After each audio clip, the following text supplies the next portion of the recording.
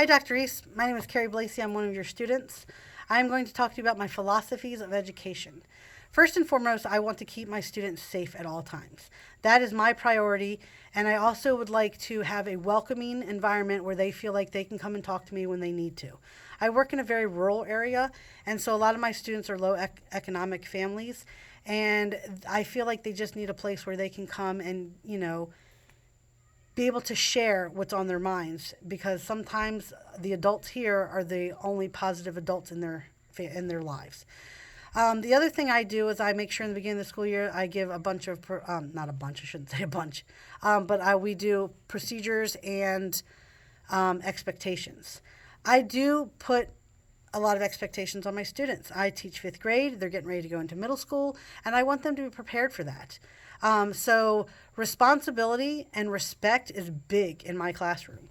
I feel like you need to treat people with respect. You need to treat the things that we give you with respect. And the things that are in the classroom that I purchase, they need to treat with respect. As teachers, we don't get a very big allowance, and so we pay for a lot of the stuff. And so I teach them to treat things with respect. Personal responsibility is a big thing in this classroom because they need to learn to be responsible for their stuff, homework, their sweatshirts, their classroom, making sure it stays clean. I teach 5 subjects in here. I teach reading, writing, math, social studies, and health. And I would say the biggest thing that I've grown with as a student teacher is being in front of the class and teaching. And it really doesn't have anything to do with the students. It has everything to do with if I'm teaching it correctly for the students. I do think as the years go on, I have been a fifth grade teacher for 3 years now. This is my 3rd year. And I feel like I get a little bit better every year. And this year is my 3rd year teaching the math curriculum and the reading and writing curriculums. And I just feel like that I get more confident with each year and each time I teach a lesson, and I'm able to add more to the lessons. For example, we just finished a lesson on the Wild West. The students don't have a lot of connections to the Wild West. It was back in the 1800s. So I find that I'm getting better at making connections. So like when they talk about posts going in the Wild West, we talk about how we can jump in our cars and go to Walmart. They couldn't do that back then. So I try to make connections that they can understand so that they're able to understand the lesson and the skills a little bit better. We also work a lot on learning targets and success criteria in here. And that is a big thing for me that I'm growing with each time I do those.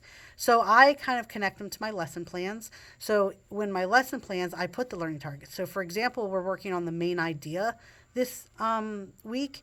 So the main idea is that the students will be able to find 2 or more main ideas in a story or article. And then, we have success criteria, the I can statements. I can find the supporting details. I can find them 2 or more main ideas. I can put it in paragraph form or summarize the text. So we do a lot of those kind of things. And success criteria, I think, is very important for the students because this is what is what is being expected of them. And if it's written up on the boards, they can see at all times what is expected of them. So as for technology, I would say the biggest thing for technology in our classroom is our smartboard, which I just got an amazing new smartboard this year, and I love it. We use PowerPoint a lot, and we definitely use the whiteboard a lot.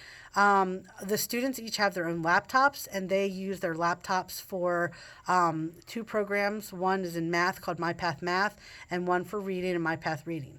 So they'll, during seat work time and when I'm doing small groups reading, they have the opportunity to work on their computers if they have completed all of their seat work.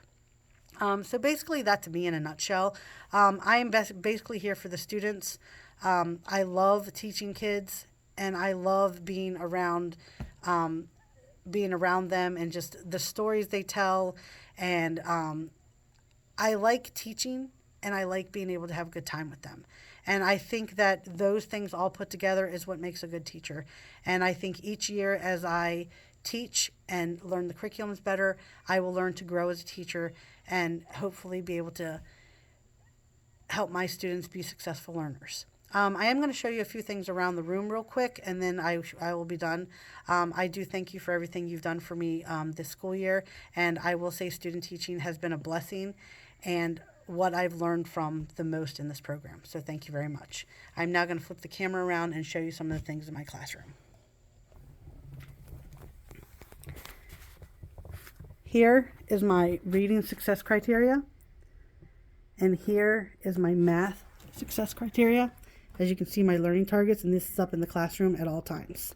I'm going to walk around here and show you my amazing smartboard, just because it is a very cool thing. All right, and as you can see, this is our seat work today. They had to correct this sentence because this is what we're struggling with right now, is our capitalization, usage of grammar, punctuation, and our spelling. So this is one of the things that we work on. Thank you very much, and I hope you enjoyed this.